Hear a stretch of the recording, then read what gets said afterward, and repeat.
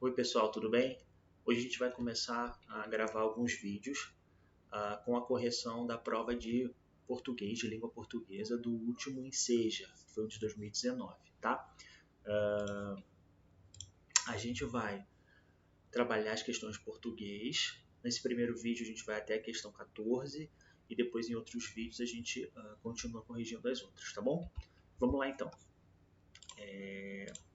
Primeiro, a gente já tem acesso aqui à prova e eu vou começar aqui a ver com vocês, tá? Aqui são as instruções sobre a prova, uma prova de ensino médio, tá? Aqui o modelo que eu peguei foi o modelo 3, no período da tarde. A primeira parte da prova vai falar sobre a redação, a proposta de redação. Eu vou pular também, tá? Então, ó, eles apresentam bem parecida com a redação do Enem. Eles apresentam um texto, dois, três, quatro, e tem a proposta e as instruções, tá? Ela é um dissertativo argumentativo com 3 linhas. É muito parecido com a do Enem. Mas vamos lá. O que a gente está buscando aqui nesse momento é a parte de português mesmo. Então, questão 1 é projeto Horta. Deixa eu voltar aqui para falar com vocês. Então, pessoal, a prova de português, essencialmente, ela é uma prova de leitura, de interpretação. Então, assim, a ideia é que vocês leiam com atenção a questão, leiam o texto, e a partir do texto vocês vão conseguir responder, tá bom? Vamos voltar aqui para a prova, então. Eu vou ler aqui com vocês o primeiro texto. Projeto Horta. Bateu a fome bem no meio da madrugada e fiquei por alguns minutos naquela disputa mental entre a fome e a preguiça. Até que a fome me venceu e eu me levantei. Totalmente sonada e faminta. Sonada é uma palavra estranha, né? Mas é com sono. Ainda calçando os chinelos, me convenci de que não ligaria o fogão de forma alguma. Resolveria o problema no máximo com uma salada ou algumas bolachas com requeijão. Abri a geladeira e avistei uma cenoura e um tomate na gaveta transparente. Pronto, salada de cenoura ralada com tomate picado, saudável e fácil. Mas ao abrir a tal gaveta também avistei uma cebola bem no fundo, esquecida. Tão esquecida que um broto pequeno surgia de uma superfície ainda tímido. Fiquei fascinada com aquele broto. Esqueci a cenoura, o tomate e, bem, até a fome.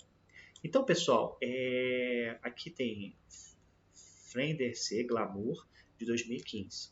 E tem a pergunta: um dos elementos que caracteriza esse texto como diário é o.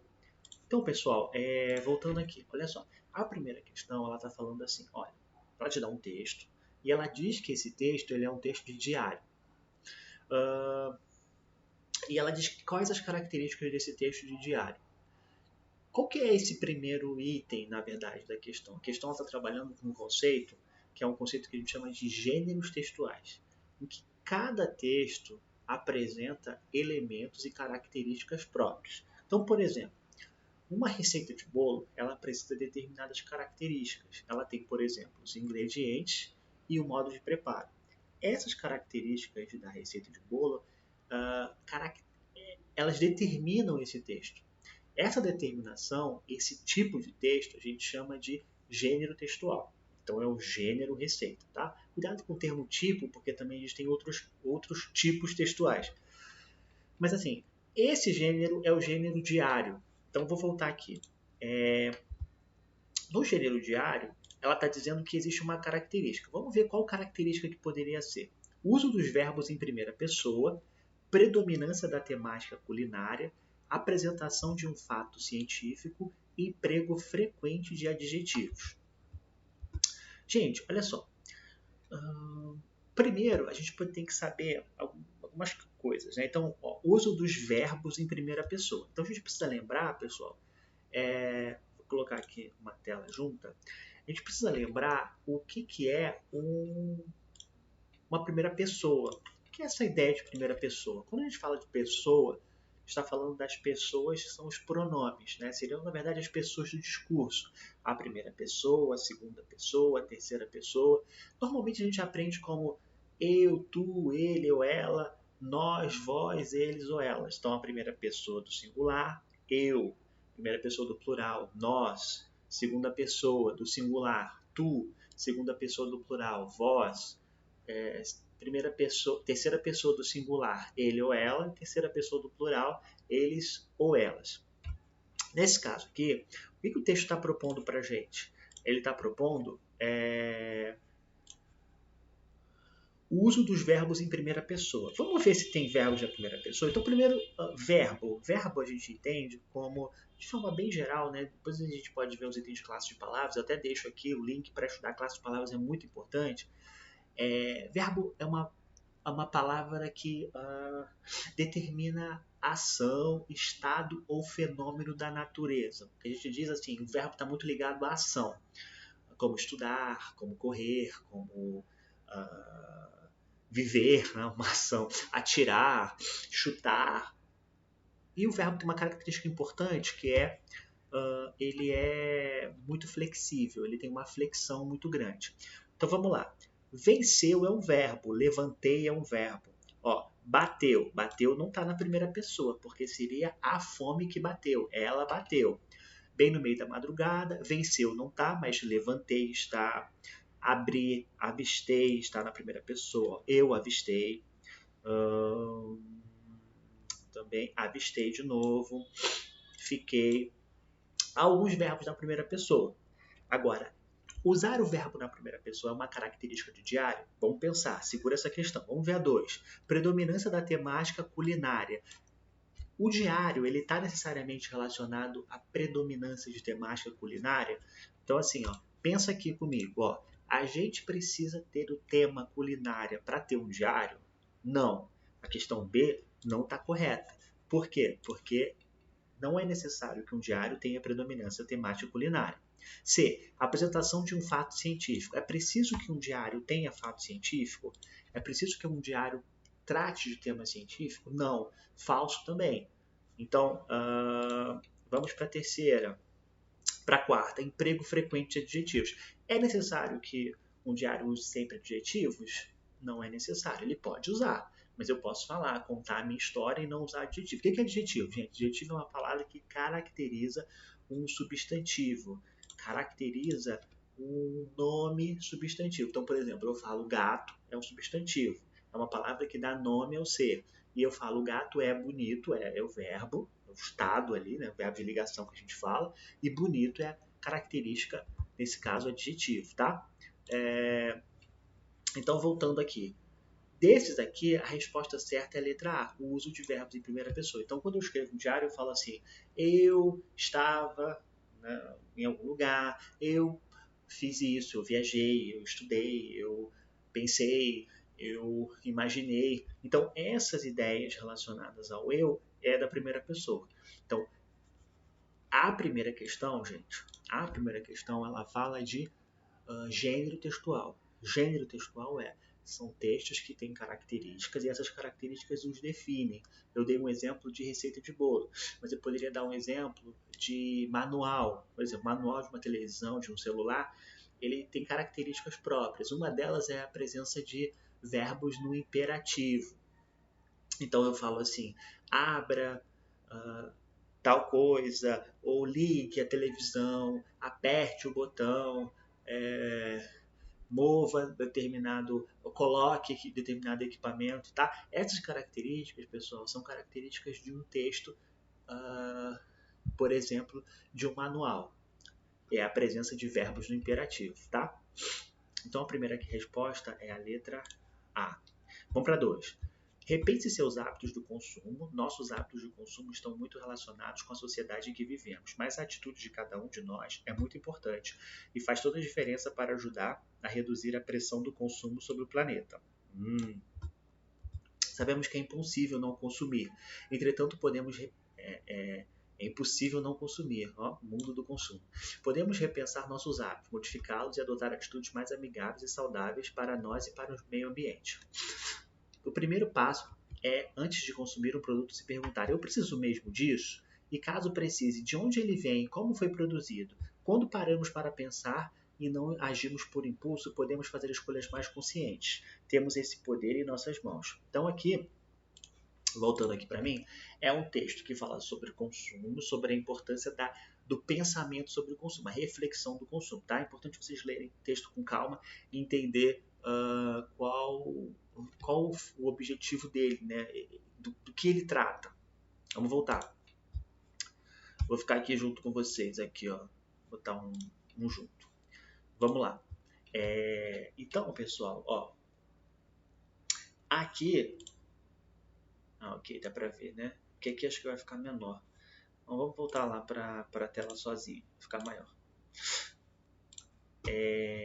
Aqui, pessoal, então, voltando para a tela aqui completa, eu tenho descrição do processo produtivo. Então, no texto, o principal recurso para engajar o leitor. Então, assim, essa questão, pessoal, é muito importante vocês fazerem provas antigas, porque provas até provas de concurso, algumas outras provas, mas algumas questões são um pouco manjadas, né? Algumas questões são recorrentes. Então, assim, o que a gente faz para engajar o leitor? O que é engajar, né? Ou seja, trazer o leitor para o texto, né? Tornar ele... Eles falam muito que os youtubers, os produtores de conteúdo, eles buscam pessoas que sejam engajadas, né? Eles buscam o engajamento. O que é o engajamento? É a participação. Então, como que você faz para que o leitor ele participe, né? Para que ele entenda, para que ele participe da sua causa? O engajamento aqui é o engajamento da causa, tá? Então, o que a gente faz? Ó, descrição do processo produtivo. Se eu descrevo o processo produtivo, eu engajo o leitor. Ocorrência de frases interrogativas, ou seja, tem algumas frases interrogativas, mas isso é suficiente para engajar o leitor? Questionamento da origem dos produtos. Eu questiono os produtos e isso é suficiente? O emprego da primeira pessoa do plural. Gente, essa pergunta, ela é emprego da primeira pessoa do plural. Por quê? Porque quando eu uso o primeira pessoa do plural, ó, eu uso a primeira pessoa do plural. Qual que é a primeira pessoa do plural? Voltando lá na nossa explicação anterior. Ó, eu é primeira, tu é segunda, ele ou ela é terceira. Nós é primeira do plural, vós é segunda do plural, eles ou elas é terceira do plural. Então, quando eu uso primeira do plural, nós, eu trago o leitor para o meu ideal. Esse momento de trazer o leitor para o meu ideal que a gente chama de engajamento aqui, é o que o texto fala como engajamento, tá, pessoal? Então, essa questão de usar o nós, a primeira pessoa plural, como forma de persuasão, né, como forma de fazer com que o leitor entre na sua ideia, ela é comum, é fácil perceber isso, de forma, se você já viu nos estudos de outras questões, isso é recorrente, tá? Então, por isso a importância de a gente fazer determinadas questões, tá? Questão 3. Então, aqui é emprego da primeira pessoa do plural é o elemento para engajar. Questão 3. Trânsito mais gentil, tá? Então, aqui vou pintar aqui. Aqui você tem um trânsito melhor começa com você, um símbolozinho. Analisando se a parte escrita e a linguagem e a imagem, conclui-se que o objetivo principal do texto é... Qual é o objetivo principal do texto? Interpretação pura aqui. Informar sobre as condições de tráfego. E isso aqui não informa sobre condições de tráfego, não. Se o tráfego está... O que é condições do tráfego? É saber se está engarrafado ou não. Não é o objetivo disso aqui. Incentivar atitudes educadas no trânsito. Pode ser. Monitorar o comportamento dos motoristas. Isso aqui não tem objetivo de monitorar. O monitoramento pode estar presente, mas o objetivo desse texto aqui não é. Promover doações de órgãos acidentados. Não tem nada a ver. A resposta certa é a letra B, gente. Questão de interpretação pura, tá? Então, ó, essa questão é uma questão de interpretação. B. Aquela campanha ali, Trânsito Mais Gentil, ela tem o objetivo de tornar o motorista mais gentil, mais educado, né? Incentivar atitudes educadas no trânsito, tá? Vamos lá. 4. Rins, do latim renis, é a parte inferior da região lombar dos vertebrados. Eu falei... Quanto tempo aqui a gente tá? 14. Gente, eu acho que eu vou parar na 4 e depois eu continuo. Eu falei que ia para 14, mas senão vai ficar muito grande. Então, vamos parar na 4. Rins, do latim renis, é a parte inferior da região lombar dos vertebrados, mas não muito inferior. O célebre humorista brasileiro Aparício Torrelli, o Barão de Tararé, prestava exame no curso de medicina quando o professor lhe perguntou: quantos rins nós temos? O aluno Aparício respondeu: 4, professor. Diante do olhar espantado do mestre e das gargalhadas dos colegas, emendou: 4, 2 meus e 2 seus. O examinador, querendo ser engraçado, também pediu um feixe de capim, mas Aparício foi mais rápido ainda e para mim um cafezinho. Aqui essa primeira piada, tudo bem. A segunda, sinceramente, eu não entendi, mas quem sabe depois eu entenda. Mas esse não é a gente não precisa entender a piada. O importante é a gente entender aqui a questão. Nesse texto, a mistura de gêneros textuais foi utilizada para. Então, olha só, nós voltamos para a ideia de gêneros textuais. Foi o que eu falei para vocês. Características. Textos que têm características. Rins aqui é a parte inferior da região. Isso aqui é um gênero textual. Que gênero textual é esse? É um gênero textual em que a gente descreve uma palavra, tá, gente? Então, ó, foi utilizada para registrar um diálogo entre aluno e professor? Não. Informar o leitor sobre um humorista? Não é esse o gênero. A mistura de gêneros aqui não foi utilizada para isso.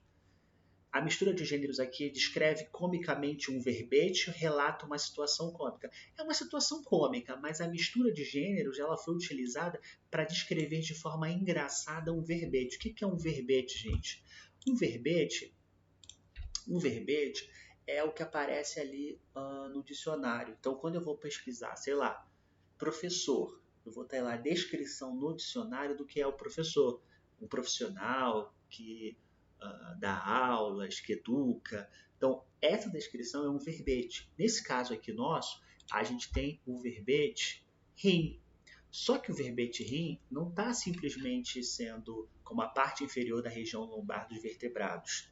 Aí ele começa a fazer uma questão cômica e traz o elemento rins aqui dentro da piada, tá bom? Então a resposta seria a letra C, descrever comicamente um verbete.